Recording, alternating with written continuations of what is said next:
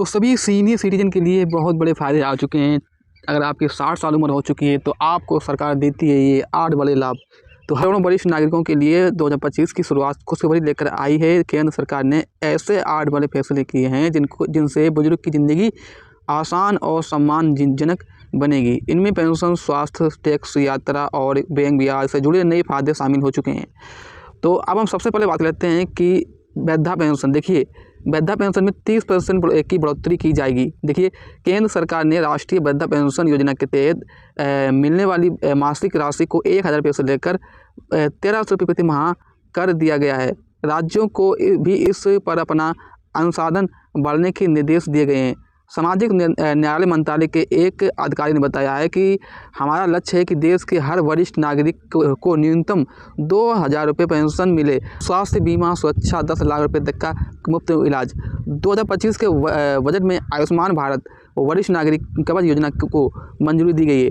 अब 60 वर्ष की ऊपर के नागरिक को सरकारी अस्पतालों में 10 लाख रुपये तक का मुफ्त में इलाज मिलेगा, जिसमें दिल की सर्जरी, घुटना बदलने, आँखों का ऑपरेशन और कैंसर जैसी गंभीर बीमारियों में शामिल हैं। स्वास्थ्य मंत्री ने कहा है कि सीनियर सिटीजन को इलाज के लिए किसी भी निर्भर न रहना पड़े। तो साथ ही सरकार ने हेल्थ कार्ड भी लॉन्च किया है, जिससे बुजुर्गों को अपने मेडिकल रिकॉर्ड, रिपोर्ट और डॉक्टर की प्रिस्क्रिप्शन ऑनलाइन एक्सेस कर सकेंगे। बैंक और डाकघर में ज़्यादा ब्याज। बुजुर्गों के लिए वित्त मंत्रालय ने 2025 में senior citizen saving scheme SCSS की ब्याज दर 8% से लेकर 3% बढ़ाकर 8% कर दी है। अब इसमें जैसे कि अधिकतम निवेश सीमा भी 30 लाख रुपए कर दी गई है।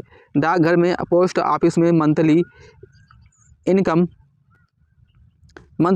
स्कीम MIS और किसान विकास पत्र KPP पर भी 3% की अतिरिक्त सीनियर सिटीजन को मिलेगी। Bank of India, SBI bank, HDFC bank और ICICI बैंक ने भी वरिष्ठ नागरिकों को लिए गोल्डन एज FD जैसी विशेष योजनाएं जारी की हैं, जिनमें से 0.75% तक अतिरिक्त ब्याज दिया जाएगा। और इसके साथ ही टैक्स में राहत, आय का छूट में सीनियर, जैसे कि अब आप लोगों को वित्त वर्ष 2025-2026 के लिए टैक्स क्लेम सीनियर सिटीजन को बड़ी राहत दी गई है। अब 60 वर्ष की ऊपर के लोगों के लिए आय का छूट सीमा 5 लाख रुपए तक के कर दी गई, जबकि 80 वर्ष से ऊपर के सुपर सीनियर सिटीजन को 7.5 लाख रुपए तक का आय पर कोई भी टैक्स नहीं देना होगा।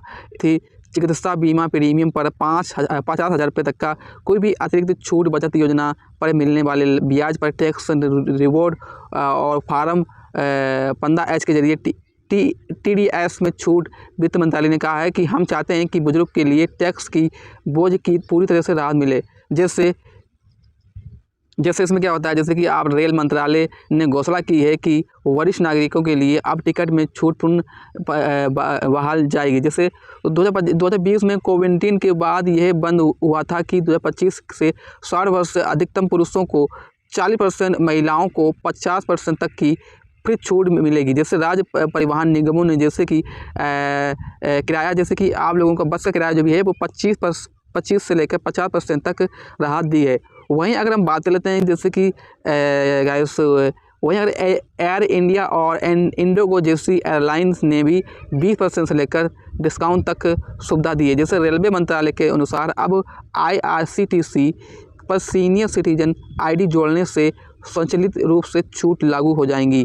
इसके साथ ही आप लोगों को सरकार ने प्रधानमंत्री जीवन ज्योति बीमा योजना और प्रधानमंत्री सुरक्षा बीमा योजना का विस्तार 70 वर्ष तक के लोगों के लिए कर दिया गया है। अब 70 साल तक अपने सीनियर नागरिक और 436 रुपये वरिष्ठ प्रीमियम पर 2 लाख रुपये का जीवन बीमा और 20 लाख रुपये का प्रीमियम देकर 2 लाख रुपये तक का दुर्घटना बीमा ले सकेंगे।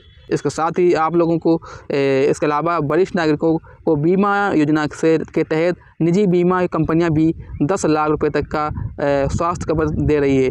इसके साथ ही रियायती बिजली और गैस जैसे कि अब 2025 में वरिष्ठ नागरिकों को सुरक्षा मिशन के तहत राज्यों के निर्देश दिए गए हैं। जैसे कि बिजली पर 20% रियायत, LPG सब्सिडी पर जारी रहेगी, नगर निगम में टैक्स पर 50% तक की छूट, टेलीफोन और इंटरनेट पर सीनियर सिटीजन का प्लान। जैसे कि ये है कि BSNL और जियो दोनों ने सीनियर सिटीजन पर प्लान्स जिसमें 100 GB data free, health calling और 100 एस बांटने जैसी सुविधाएं हैं।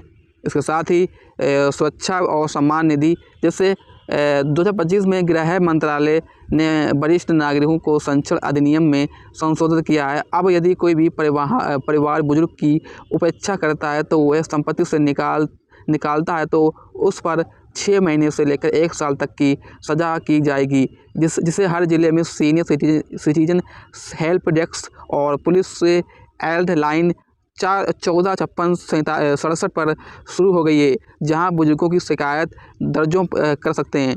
साथ ही इसके वरिष्ठ नागरिकों के लिए अब सामाजिक न्याय मंत्रालय ने घोषणा की है कि देश में 700 से अधिक जिलों में सीनियर सिटीजन सेवा संघ बनाए जाएंगे, जहां पर बुजुर्गों को मुफ्त में भोजन, मनोरंजन, योग, स्वास्थ्य और जांच और कानूनी सलाह मिलेगी।